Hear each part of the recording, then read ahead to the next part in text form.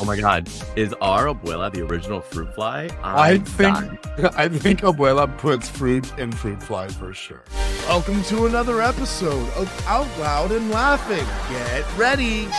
It's Bryan and Jon, two gay cousins having big talks and even bigger laughs. Join us. Let's see what they're up to. It's Out Loud and Laughing. Hello, everyone, and welcome back to another episode of Out Loud and Laughing. How are you, Bryan? Hi, John. Hello. How are we doing? We are doing great. I have so many things to catch you up on. I know so many things I want to catch you up on. Should we start there? Sure, why not? I joined a gay volleyball league. Oh, was the straight one full? Yes. Unfortunately, they got kicked out of that one. They said I didn't handle the balls the right way, but I mean, volleyball is truly the gayest sport because you're grabbing a lot of balls with your hands and you're wearing knee pads. So, how's it going? our team name is literally called Bruised Knees. It literally writes itself. It writes itself. No, the reason why I'm so excited to share it is because this afternoon I just got back from hanging out with them. We went to go play top golf, and I have new friends, and they're sweet, and it's just making me happy. Honestly, I remember when I moved to the city years ago and I did gay softball and I had a great team. It was like a mix of ages from like young to old. And I definitely started dating one of them back in the day, which was kind of fun. Yeah, I'm not, that's another great update is I'm off all of the applications, and so Okay. Okay. You're uh, doubling down on balls and knee pads. yeah, well, I figured I'm gonna double down on balls in real life instead of virtual balls. And so yeah, so it's just been like kind of nice to meet people in real life and Yeah. have a good time. One word of advice, not that you're asking, but I'm giving is if you're going to date anyone in gay volleyball, make sure they're not on your team. Because I ended up dating someone on my team. And when it didn't go well, the games were not that fun more. So, side note about this afternoon's Top Golf excursion. When I got there, I saw somebody who I had hooked up with before, and I was like, "Oh, you're on the team?" And he's like, "No, I'm her brother." And I'm like, "Oh," and it was a girl that's on my team's brother. So it all has already begun. Yeah, it's kind of like 6 degrees of Kevin Bacon. But hey, he's not on your team, so that's a win. And I will say, like, he's a very, very cool person. I've seen him out in public a few times actually, and each time Yeah. been really nice and cordial. And today was no exception. And he's a really cool human. He's a young kid, but we had it was a good time today. And I heed your warning because I do know how that could just add drama to it. Something that's bringing Yeah. joy. It makes it awkward. I don't really have any updates. Oh, I do have an update. My hands smell like bleach right now Smell like what? because bleach Okay. killed someone, didn't want to get caught. I was gonna say, why Um, didn't you call me? I do not have a missed call. right. I would help you. I mean, you actually will relate to the story because yesterday Ollie decided to throw sand down the sink, and you can tell your little story about Ollie when you were visiting, but obviously sand will sit at the bottom of the pipe of the sink. So I manned up. I got a screwdriver. I took the pipe out from under the sink and I cleaned all the sand out, and I saved myself $200. Who are you? I am so manly. Bryan, you just won like 4 Butch points in 2025. I'm so proud of you. You're winning. Well, while I gained man points, I feel like I lost gay points, but I'm okay with the balance, honestly. So when I was visiting you and the guest bath downstairs toilet Would not flush. would not flush, and I just was like, I don't even know what I was doing. I just kept sort of Mhm. fumbling with it. And what's really interesting about that specific toilet is it has that wave-o-matic automatic flush thing, so it's not normal. So I really didn't want to mess with it too much. So I was like, let me just plunge this thing. And I'm sitting there plunging it, plunging it, plunging it, plunging it, and I see something come out, and it's one of Piper's antlers. He put an antler down there, the poor little kid. But reminds me of that beautiful book. Actually, this is a really, really I didn't think that it would work out this perfectly, Brian, because I do Yeah. we've come here to talk about something. There's a much Yeah. bigger something in the room, but I don't know if you remember that book, of the "I love you forever, I'll like you for always, as long as your mommy, your mommy." Do you know which book I'm talking about? It's like, Yeah, we have 2 versions. Well, not 2 versions, 2 copies, because Kenzie has one, Ollie has one, and I remember my mom would always read it to me, do you remember the and title of it? I do. I thought you just said it. What? I'm not good. I don't think I said it verbatim. It was like, "I'll love you forever. I'll like you for I'll love." Anyway, what made me think about it was like the little boy always throwing things down the toilet and Yeah. sort of doing all these things growing up, and you know that these just really become stories. In Yeah, real it's life. true. I looked it up. It's just called Love You Forever. Oh, there you go. Well, I guess that I was reading. I Yeah. was trying to memorize the stanza. I believe that's within the book. But yeah, I think it's interesting, and this does lead into our deeper topic for the day. Well, not deeper topic, but we definitely want to bring it to the pod because you and I are complete open books, and we do Yes. not give a shit. We share everything. But I used to read that book with my mom, I remember, and it felt like the beginning of the book I can relate to, but obviously the middle end just was so unrelatable because we were young. But then you fast forward and you're like, "Shit, that is deep now," because now we are getting to that age where we could start cradling and rocking our mom to sleep. So, it gives me the chills a little bit, but, yeah, I remember as a kid.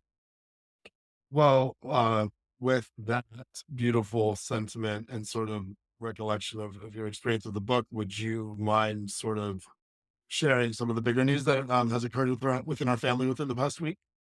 Yeah, so everyone knows that John and I have the same dads and this not same dads, our dads are brothers, excuse me, and our moms are sisters. So, Our dad's a we big dad, to be fair.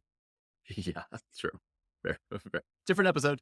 And so another episode that we will get into at some point was we don't really talk to our grandparents too much on our dad's side, but on our mom's side, our grandmother and grandfather we were raised with. And so very close to them. They both migrated with our parents, our mothers, over from Cuba back when our moms were probably 5 or 6, like younger, pre-elementary school. And so yeah, we were raised close to her. I wouldn't say she raised us because she actually only spoke Spanish. Yep. She was a very hard worker. She loved cleaning. Like, actually thinks she actually loved cleaning. Like, she did it for work and she did it for money because she had to, but she also just loved cleaning all the time. And she was just such a powerhouse for our family, Mhm. even though she could barely like communicate with us specifically. Um, but yeah, so she was. I remember going down to your house many years ago, which turned 90. And I believe was it this year? Was she turning 93 or 94? She's going from 93 in October. 93 in October. And so John and I learned that last Friday she passed Mhm. and she is no longer with us. It's sad, and John and I will talk about that. But we also want to reiterate she was 93 and she lived a very full life. And so while it's sad that she's gone, I think the last few weeks and months she wasn't in the best health and probably in slightly like a little bit of pain. So it's for the best. But we just John and I have been talking a lot about it through text and through phone just to see how check in on each other. And it's uncovered some interesting things, both funny and both sad and just realizations. Yeah. Yeah. And going back really quickly to just sort of underscore her life in terms of like, being such a hard worker, yeah, she worked hard in cleaning all these other things, which I totally agree with. I want to just add as well, that she knew how to keep a home. Mm, She was like this unbelievable cook. She had a green thumb like no other. She just always had abundance of stuff, even though they didn't have abundance. Um, and to do that, like, I feel like there's some like inherent magic to some degree. And I'm only like sort of considering this now, sort of in nostalgia, but like she was yeah. sort of magic, right? Like she was able to make something out of nothing. And so, and what a great life. I mean, to use the something out of nothing metaphor, I mean, having immigrated from Cuba, brought over six children, right? Mhm. Five girls, Yeah. yeah, five girls. Is it five girls or is it five Uh, total? Five total. no, 5 kids, 5 kids. So we have 4 daughters and 1 son. Four daughters and a son.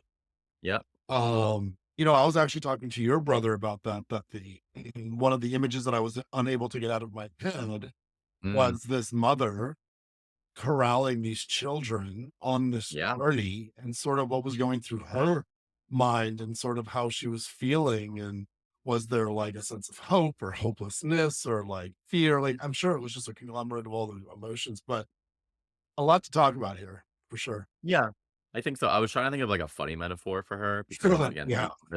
she was so, like, she loved cleaning and she did take care of the family, so, like, something that I came up with was, like, death tried to sweep her away, but Abuela grabbed that broom and said, "I can do a better job." She said, I got it. Let me Yeah, I here. she goes, "Not that broom, I'll do it." Be o only because I think it's funny because she she had many, like, issues, like, probably the last 10 years where she almost did pass, right? So, like, talk about cat with 9 lives, like, she was a strong ass Not with bitch. 9 lives. I literally used to tell people that she was like La Cucaracha, like, she just would never die, like, It's I true. I think she was like COVID OG patient. Like, remember when she was in the hospital pre-COVID Yeah, by a few months and, like, literally about to die? yeah, Yeah, this woman I was know. magic. Listen, if heaven's floors weren't spotless before, they are. Well, uh, uh, definitely putting a whole new meaning around spick and span. Yeah, seriously. Well, I mean, for anyone else listening, we lost a subscriber today, but Yeah, we are very our only subscriber. our only subscriber, but we love Abuela. We actually called her Abuela, that which is, for those who don't know, it's Spanish for grandma, and that's all we knew her. We never used the term grandmother at all. And even my kids call her Abuela. Yeah. So, which was actually interesting because I had to talk to him about it today, which I I was hadn't. gonna see where you were at with that, and if that was something you and Adam had discussed, or if you were gonna share it with them. It's a good question. I didn't discuss with Adam. I did it on my own. Probably should have. We've had some other death that the kids have been close to, but no one that was close to us, so we didn't really say anything about it. But yeah, we talked about it today. I just said, Abuela is no longer with us. And they're asking questions like, "Where'd she go?" And it was very innocent because they were both like, you know, "Where'd she go?" And I said, "Oh, she's in heaven. She's an angel now." And What did I they mean, say? Kenzie's a little more like, I guess, smarter and more in tune. But she was like, "Oh, but if she's that angel, that means she died." And I was like, "Well, she did, and she's not, and she's in heaven, and you can't really see her anymore unless you like close your eyes and dream about her." Which that was beautiful. That is But actually beautiful. but then Ollie, being the 3-year-old he is, he was like, "So she didn't take her chair with her." Mind you guys, our Abuela the last probably 3 or 4 years sat in the same chair all the time in her apartment. So Ollie was just like, "So she didn't take her chair with her?" Uh, I thought it was so innocent. So And all we and then Ollie was also like, "Well, then I wanna go to heaven because the grandma's there, Abuela's there, I'm gonna go to heaven." And I was like, "Well, Ollie, I want you on Earth a little bit longer, so we're not going to heaven yet." He's like, "I don't wanna be here, I wanna go see Abuela." So we had again, it's so innocent, so I'm just, another thing saying, that Oliver and I have in common is just trying to get off this flying just rock. go all in. It Well, was innocent. Basically, like, I've said, like, if you wanna see her, there's pictures in the house, and if you close your eyes, you could dream about her, and so they're okay with that for now. Um, but they were definitely like questioning like the idea of physicality versus not being here physically anymore, which I understand. And it is confusing. And honestly, as an adult, it's confusing to me too. Right. So, and I also find another interesting twist of events here, whereas like you are explaining this to your children, but then you and I mm, have also sort of assumed a new role as well, which I did not see coming. I really didn't. mm, Of what role? of being there for our moms. Yeah. Yeah. Yeah. So like you're like sort of like taking your children along this journey, and our mothers are experiencing this, the loss of their own mother, but like sitting sort of at the precipice of which we sit as like 40-year-old men, and you who have a family, whatever, that we have this relationship with our moms, and now seeing Yeah. them go through this pain is almost like, and I'll speak for myself, like, and I'd love to hear sort of your experience too, but I have like seen within my mom sort of this level of acceptance, and I can accept that in her, but I also keep reminding her that, she doesn't have to be strong for anybody. That this is Hmm. such a poignant moment in her life, regardless of whether or not it's drastic or not drastic. What's what I'm looking for? I was telling you, she's not distraught by it because it was brought on very slowly and in a timely way. She almost died naturally, in a sense, Mhm. in hospice. So everyone was prepared for it. But I keep reminding her, I'm like, Mom, like grief is going to come in stages and waves. Like it's not going to be instantaneous. There's going to be months down the road where you're going to wish you would have told her something. I was like, just know that I'm here for you too now. And if you need something, you can like reach out to me and we could talk about like I'm not sure if that's exactly what you need, but I'm offering it to you. So I didn't see that as sort of being part of this my own grieving process. Yeah, I mean, like, same. So I just for some background, like, our grandfather, our abuelo, died many years ago. Not many, but, like, probably, like, 6 or 7, like, No, over almost a decade, literally almost. almost a decade, but he also had a slower death. He was kind of bedridden and not really speaking or even really like, he was more like a vegetable for, like, a good couple of years prior, so we all definitely had that slow burn to say bye, and so almost towards the end, it was like, "You just gotta go because there's no quality of life." So our grandmother was alone, and then I think she found, like, a second wind of life For a because moment. this is all it was pre-COVID, so she was almost put in a home, but it was like a home where she was able to, like, be with other people and do art and stuff, which is really beautiful because it showed at that age, you can still kind of do it all over again, Yeah. versus feeling alone. But I agree. So, obviously, I think COVID put her through the ringer because she just became more, like, introverted and didn't really wanna see anyone, which can be very lonely, outside of the visitors you get every so often. And so, yeah, I think what was the most eye-opening thing for me was that yes, our moms lost their mom, which it's hard to fathom because we're not there yet, knock on wood. But it's more so, how do we cope with understanding that now our parents are next in line, which is morbid to think about, but it is, while also, to your point, trying to support our mothers because we're also going through it. Like we have our own feelings about this, personally. But yeah, I also checked in with my mom. Um, and so very, very much the same tone as you. Like, I'm here for you. I knew for the last few weeks slash months that things were going south, as we kind of all did. But I made sure I told my mom, like, say everything you want to say. Like, do all of that and make sure that every moment you see her is the last. And she did that. And so I think she's also at peace with it because she was able to, like, spend time knowing that every single time she visited with her, it could be the last. So she would say things, she would ask for questions, like all those things. So Your not mom great. and your mom actually was able to spend a lot of time with her leading up to Yeah. the end. Well, my mom's retired and yours isn't. So my mom was able to spend time like on a weekday going up during the day and stuff, where your mom was kind of siloed to like a weekend for the most part. So yeah, my mom was able to just be more present as often as she wanted to be, where your mom was kind of tied to a schedule. But I think they both got their moments, I think. Oh, absolutely. Yeah. And, my mom, well, for some whatever reason, like just assumes this like, I don't know, she's just always on the phone. Like, it's so Same, funny. I yeah. just like, my mom for a living is a administrative assistant, but like, I feel like in her life, she's an administrative assistant too. And she's just always Fair.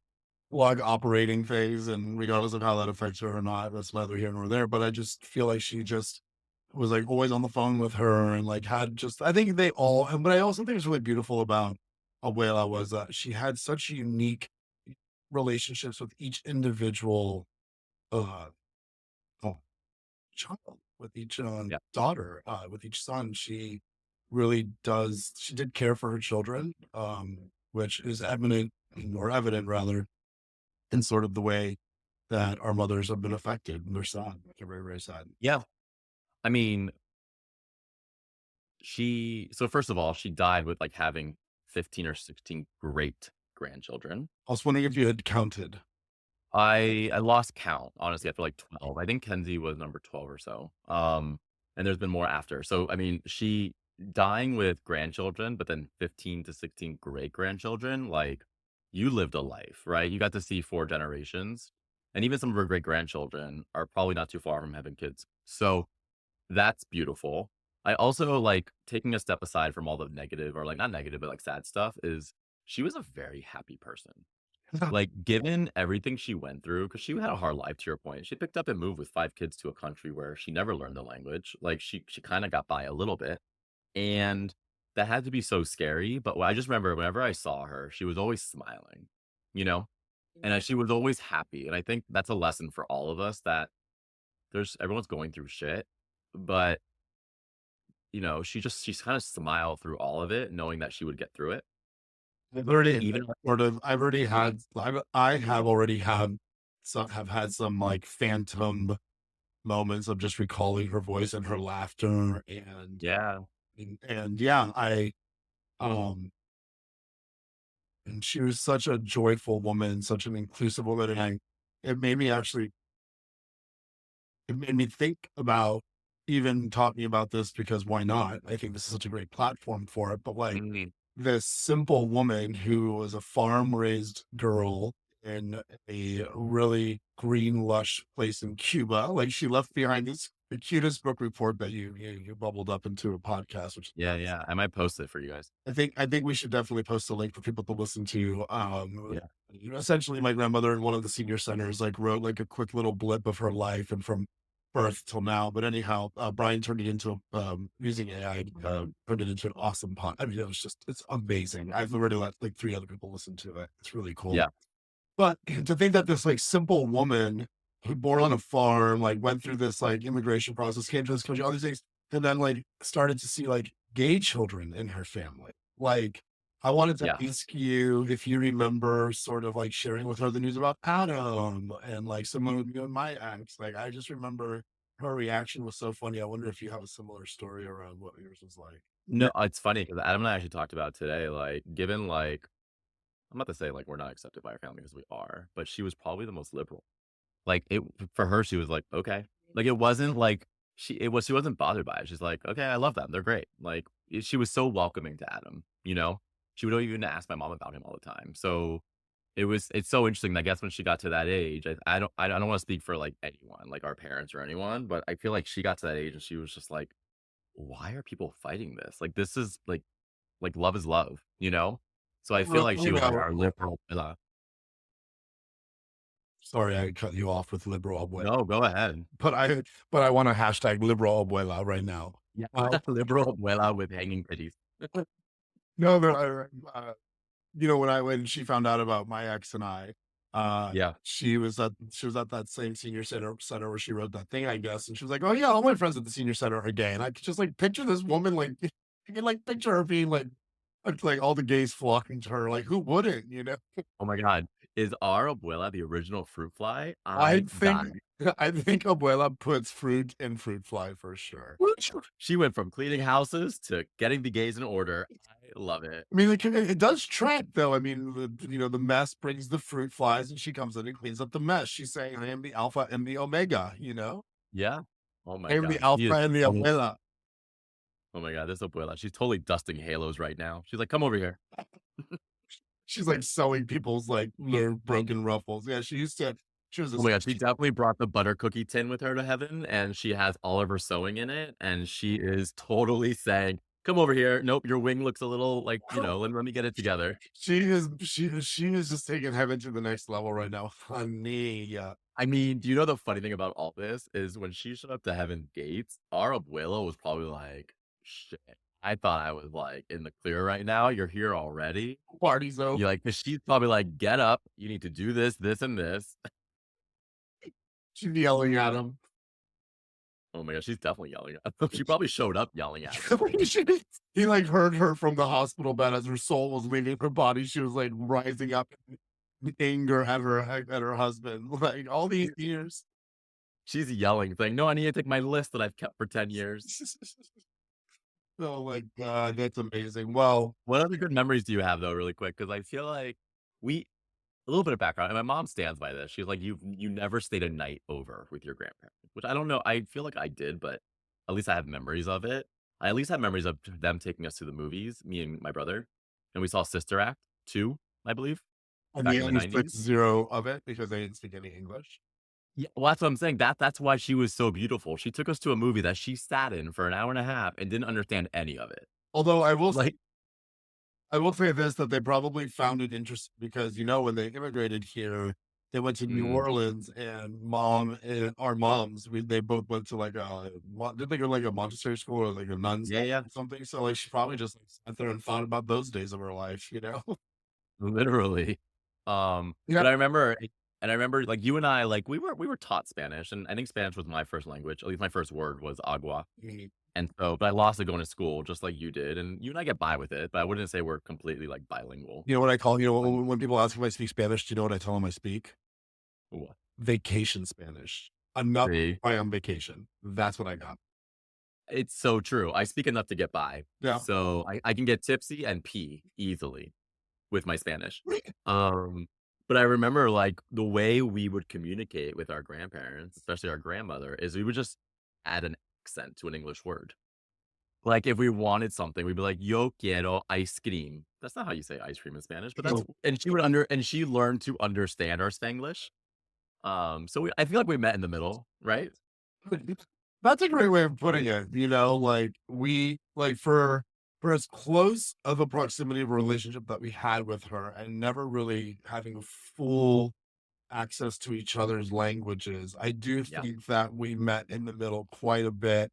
And that just sort of let's just keep piling on the amazing things of this woman, like that she, you know, wanted to connect with her grandchildren so much that she sort of gave way of sort of any shame or whatever it would have been to not know how to speak English or to Yeah. not know what it's like to feel badly that you couldn't engage. She just tried every way. She really did. Mhm. It was She did. this is actually Um, you feel much different in a good way than I thought I was gonna feel coming out of this conversation. I mean, I agree. Well, her life was not in vain. She lived a long life. She was a very loving person. Like, you and I got to see her this past Christmas. It was one of the last times I think I saw her. I'm pretty sure for you too.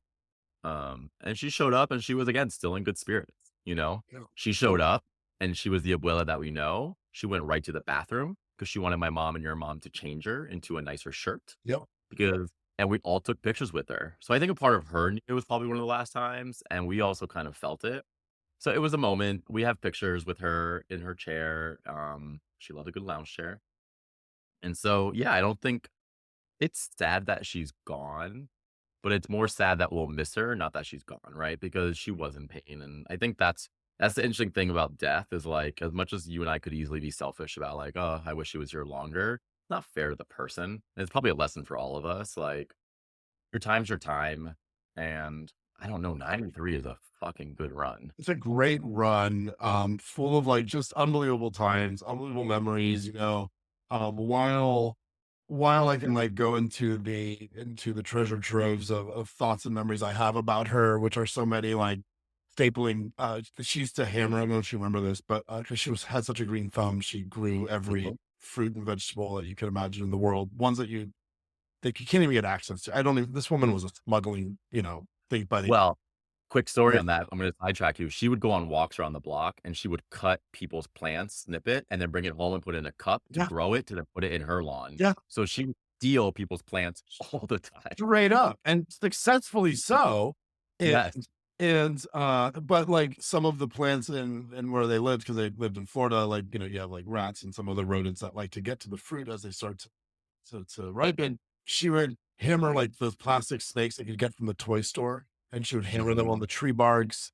I mean, I Yes. think all these old, like, tricks of the island, I'm sure that she had. I always sort of took a mental picture of, like, things that looked a little off, like, she would take, like, plastic bags that you get from the grocery store, and that's what she would use to tie plants back. Mhm. She was just resourceful, like, I don't know, I She always was sort of very resourceful. yeah, I had a keen eye for that. I got to play piano for them a lot, which was growing up, like, remember ol&l used to give, like, us $1 when we'd play piano for them. Well, Yeah, yeah. Oh, yeah. um, Yeah. oh, Um, Thursday there's before the Thursday before she passed away, I was able to do it for her again, so I was able to sort of just make some new memories for myself before she left as well, so lots That's of good. great memories. What were you gonna say? I'm sorry I cut you off again. No, you're fine. I think 'cause we have so many actually great memories that we're Yeah. just like, it's all kind of coming back. I also think the reason why you and I have never had a six pack is because we lived by her mantra. When you went to their house, it was always come ma, Well, my come mom ma, well, come maybe ma. eat more. And it was and if your plate was empty, she would just walk back over and throw more stuff back on it. And if you didn't eat it, she'd get mad. That's what I'm So we would talking just keep about. eating, Yeah. you know? She's Uh, and the food was so good. I wish I liked that kind of food back then because I remember like it wasn't sort of like our, I don't know, like I guess we ate it at home as well. Our moms did make it, but like for some reason, I'm an adult now. I knew this day would come, and now I'm probably gonna miss my grandmother's cooking, and now it's like not there, right? But yeah. so Well, many memories. she's probably also up there, like, critiquing God's, like, casserole and, like, all of his menu Oh, items. she's going around and changing recipes and stuff, you know. She's like, "The clouds need more garlic." The clouds need more garlic.